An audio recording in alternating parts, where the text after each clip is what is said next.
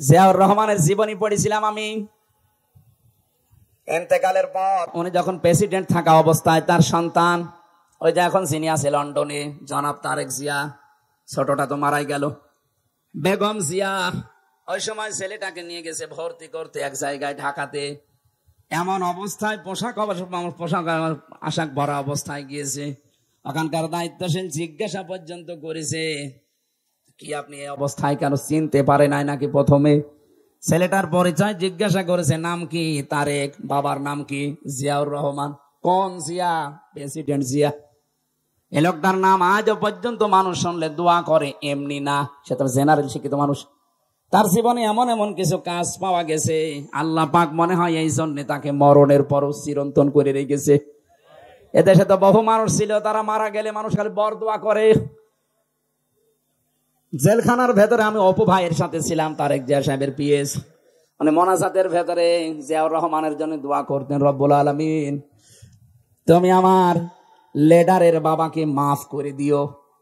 এমনিতে মজলুম তিনি, কারণ জেলে যারা যায় আমি দেখেছি অধিকাংশ মানুষকে ওরা মজলুম করে রাখে, আর নবীজি জানিয়েছিলেন মাজলুমের দোয়া সঙ্গে সঙ্গে আল্লাহ কবুল করে নেয়। যত মানুষ এই 15.5 বছরে ছিলাম, আমার মনে হয় 100 জনের 70 জন আমরা নিরপরাধ, কিচ্ছু জানি না মামলা সংক্রান্ত। আন্দাজে রাজনৈতিক প্রতিহিংসার কারণে জুলুম করে আমাদেরকে আটক করে রেখেছিল। আমি বলছি, যারা জুলুম করে তারা জালেম, যারা সহ্য করে তারা মাজলুম। এই জন্য ওখানে বহু মানুষ দেখতাম জমার দিন কয়েকজন এক জায়গায় দোয়া করতো, আল্লাহ যে মানুষগুলো দেশের জন্য এই এই কাজ করে দৃষ্টান্ত স্থাপন করেছে, তুমি তাদেরকে মাফ করে দিও।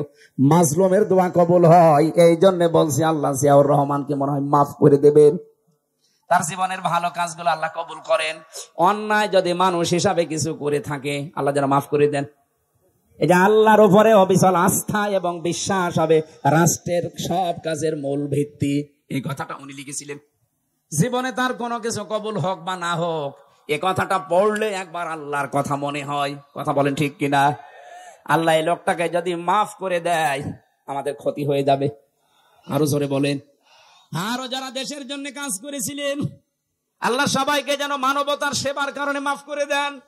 বিশেষ করে ইসলামের জন্য, মানবতার জন্য যাদের জীবনটা শেষ হয়ে গেল, এই মানুষগুলোর জীবনের আমল যেন আল্লাহ ব্যর্থ না করে, কবুল করে দৃষ্টান্তমূলক পুরস্কার দেন। বলেন আমিন।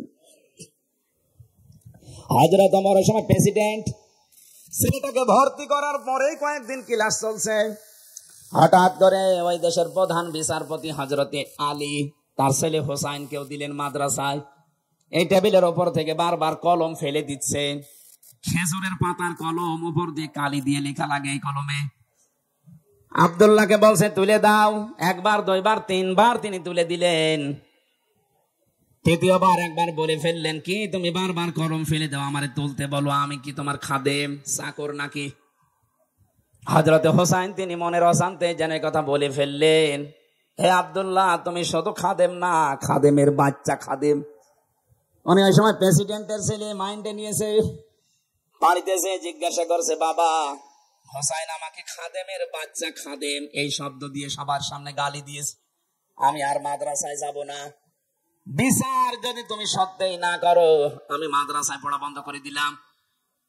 উনি বলছে, ঠিক আছে, আজকে না, জমার দিন আমি বিচার করব হাজারো মানুষের সামনে। বয়ান চলাকালীন তিনি খুতবা বন্ধ করে দিয়ে বললেন, হোসাইন, হ্যাঁ এদিকে আসো, আমার এই ছেলেকে তুমি গালি দিয়েছো, আমাকে পর্যন্ত ছোট করেছো মানুষের সামনে। বলে, হ্যাঁ করেছি। কেন তুমি গালি দিলে? এই ছোট কথাটা কেন আমাকে বললে? হযরত হোসাইন বলে, খলিফা, বুকে হাত দিয়ে বলেন তো, আপনি কি আমার নানার খাদেম ছিলেন না? হযরত ওমরের কথা বন্ধ হয়ে গেছে। ডাক দিয়ে বলে, হোসাইন, তাই তো, আমি তো এভাবে চিন্তা করি না, আমি তো তোমার নানার খেদমত করেছি, আর খেদমত যে করে সেই তো খাদেম। তুমি কি এই কথাটা যা বললে লিখতে পারবা? হ্যাঁ, কাগজ কলম নিয়ে আসেন। খেজুরের পাতা নিয়ে এসেছে, উনি লিখে দিলেন, ওমর আমার নানার খাদেম ছিল, আমি দেখেছি, ইতি হোসাইন ইবনে আলী। সই করে দিলাম। কাগজটা হাতে নিলেন, জমা দিলেন, সাহাবীদেরকে বললেন, নবীর সাহাবীরা, বিচার হয়ে গেছে। রংপুরবাসী সাহাবীরা বললেন, আপনি তো এখনো বিচার করতে পারলেন না, বিচার হয়ে গেছে কি করে? হযরত ওমর ছেলেটাকে ডাক দিলেন, আব্দুল্লাহকে, বুঝ দিলেন, বাবা যে বিচার করেছি এটা দুনিয়া না, আখিরাতেও কাজে লাগবে। আমি যখন মারা যাব এই কাগজটা আমার কাফনের ভেতরে দিয়ে দিও। বিচার যেদিন শুরু হবে আমার জীবনের কিছুই যদি আল্লাহর ভালো না লাগে, পছন্দ না হয়, এই কাগজটা আল্লাহকে দেখিয়ে বলবো, রব্বুল আলামিন তোমার নবীর নাতি লিখে দিয়েছে আমি নাকি নবীর খাদেম ছিলাম, এই ওসিলা হলেও তুমি আজকে আমারে মাফ করে দাও। তারা ক্ষমা পাওয়ার জন্য, মাফ পাওয়ার জন্য করকম ওসিলা খুঁজতো। আপনি দেখেন আমাদের কি আছে, এমন কোন গোপন বিষয় আছে যেটা দিয়ে আপনাকে আল্লাহ মাফ করতে পারে? কবি এজন্য জানিয়েছেন, হাল্লাকা সিররুন ইনদাল্লাহ বাইনাকা আনতা ওয়া বাইনাল্লাহ, হাল্লাকা সাদাকাতুন তাখফা লা ইয়ালামুহা ইল্লাল্লাহ। হে পৃথিবীর মানুষ, তোমার কাছে এমন কোন গোপন কিছু আছে, সেটা দান হোক, সাদকা হোক, ইবাদত হোক, যেটা আল্লাহ ছাড়া আর তুমি ছাড়া কেউ জানে না, যেটা আল্লাহ তোমাকে দেখিয়ে কিয়ামতে অন্তত মাফ করে দিতে পারে? আপনি কোনদিন কি একটা লম্বা সেজদা দিয়েছেন? আমি জেলখানার ভেতরে 3টা বছরে বহু মানুষকে তো সেজদা দেয় 1.5 মিনিট 2 মিনিট করে। এক একজনের সেজদা পেয়েছি 1 ঘন্টা 1.5 ঘন্টা 2 ঘন্টা পড়ে আছে সেজদায়, মনে হচ্ছে মারা গেছে। আমির জামাত ডাক্তার শফিকুর রহমানকে দেখতাম সেজদায় পড়ে আছে 40 মিনিট 45 মিনিট 1 ঘন্টা, কি গো নড়াচড়া নেই। জিজ্ঞাসা করতাম, স্যার আপনি এত বড় লম্বা সেজদা দিয়েছেন, মাওলানা মামুনুল হককেও দেখেছিলাম এত বড় সেজদায় আছে, মনে হচ্ছে দুনিয়াতে আর নেই। মাঝে মাঝে আমারে বলতো, হামজা এই লম্বা সেজদা দিয়ে আমার মনের ভেতরে একটা আলাদা শান্তি আসে, আমি যেন কিয়ামতে বলতে পারি, আল্লাহ একটা গোপন জিনিস আমার কাছে আছে, আমারে মাফ করে দাও। এটা লম্বা একটা সেজদা দিয়ে দেখেন কেমন লাগে। আজকে বাড়ি যেয়ে তাহাজ্জুদের নামাজ যদি পড়তে পারেন, 2 মিনিট 2.5 মিনিট না, একবারে 50 মিনিট একটা সেজদা দেবেন। সেজদার ভেতরে বাংলায় যত কথা আপনার মনে আসে সব বলবেন, কারণ ফরজ নামাজ আর ওয়াজিব নামাজ বাদ দিয়ে নফল নামাজে সেজদায় বাংলায় কথা বলা যায়। কথা বুঝতেছেন? নফল নামাজের সেজদা একটা লম্বা করে দিয়ে যত কথা আছে আপনার দুঃখের, কষ্টের, আশার, এই কথাগুলো জানাবেন। আল্লাহ পাক এই সময় এত বেশি কাছে আসে, এত বেশি খুশি হয়, বান্দা চাইলেই মনে হয় আমার আল্লাহ দিয়ে দেবেন। দুনিয়ার নিয়ম হচ্ছে, যার কাছে যত মহব্বতের ভালোবাসার জিনিস আপনি হন, 1 বার 2 বার 3 বার কোনো কিছু চাইলে সে যেই হোক রেগে যায়। আর আমার শানটা আলাদা, ওনার কাছে কেউ যদি বারবার না চায়, আমার আল্লাহ তার উপরে রেগে যান। আমরা আল্লাহর ক্ষমা পাওয়ার জন্য বারবার বিরক্ত করি। আল্লাহ পাকের শান এইটা, যতবার ক্ষমা চাবেন উনি ফেরেশতাদেরকে নিয়ে আপনাকে নিয়ে একটা গর্ব করবে। দেখ হামজারে নিষেধ করেছিলি বানাতে, আজকে দেখতো আমি কিছুই বলি নাই, রাত গভীরের সময় দুনিয়া ঘুমিয়ে আছে, ও আমার কুদরতি ভাই সেজদায় পড়ে আছে। কাবা শরীফ যখন তাওয়াফ করে দেখলাম বহু মানুষ এই দোয়াটা পড়ছিল 6ষ্ঠ চক্করে, আল্লাহুম্মা ইন্না আলাইয়া হুকুকান ফিমা বাইনি ওয়া বাইনিকা। হে মালিক, কাবার সামনে নিয়ে বলছি আমি তোমার গোলাম, তুমি আমার মালিক, আমার ভেতরে তোমার ভেতরে বহু দেনা পাওনা বাকি আছে, আমি বান্দা হিসাবে যা পাওয়ার কথা তুমি তো আমাদের সব দিয়েছো, আমাকে নেই থেকে হামজা বানিয়েছো, তুমি আমাকে সেই মাটি মায়ের গর্ভ থেকে শুরু করে সাইফুল বানিয়েছো। দুনিয়া আমাকে কেউ চিনতো না, আমার নাম গন্ধ ছিল না, অথচ আজ আমার একটা নাম আছে, আমার একটা পজিশন আছে, আমার একটা সম্মান হয়েছে, পৃথিবীতে উল্লেখ করার মতো বহু কিছু তুমি আমারে দিয়েছো। আমার যা যা অধিকার ছিল সব তুমি আদায় করে দিয়েছো, কিন্তু তোমার প্রতি আমার তো সে হক সব দিয়ে দিলে। আমি বান্দা হিসাবে আমার উপরে তোমার কিছু হক আছে, আমি তো কিছুই দিতে পারিনি। নিজের দিকে তাকিয়ে বলেন তো, আল্লাহকে আপনি কি দিয়েছেন? কিয়ামতের ময়দান আল্লাহ যখন বিচার শুরু করবে, আল্লাহর বিচারে কিন্তু অবিচার নেই, আছে না? নেই। আল্লাহর বিচারে কোনো অবিচার নেই।